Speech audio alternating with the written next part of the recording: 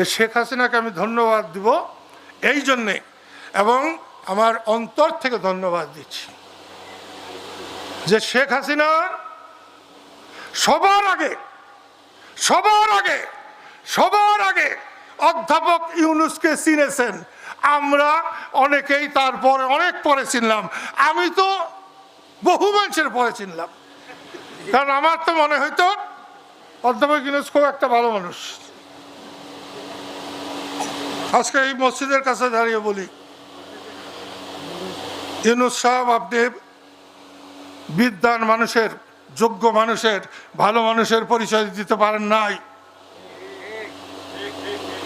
শেখ হাসিনা বলতো আপনাকে সুদখোর, আমি ভাবতাম যে অন্যায় করছেন। আজকে বলছি যে উনি ঠিক বলেছেন। দেশের পাবলিক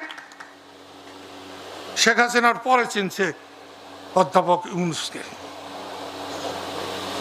সেই জন্য বলছি, আজকে 15 মাস বাদে 16 মাস হচ্ছে।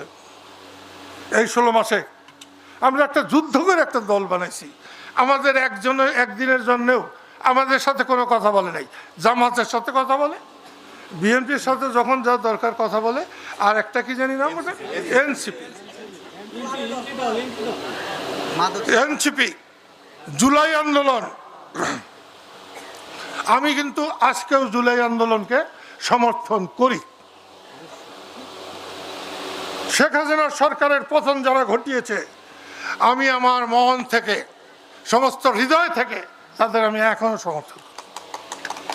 কিন্তু তাদের পরবর্তী কাজ, তাদের পরের কাজ একটাও সমর্থন করতে পারি না। তারা কাউকে মানে নেই।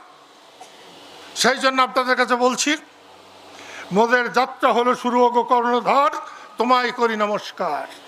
আমাদের যাত্রা শুরু হলো।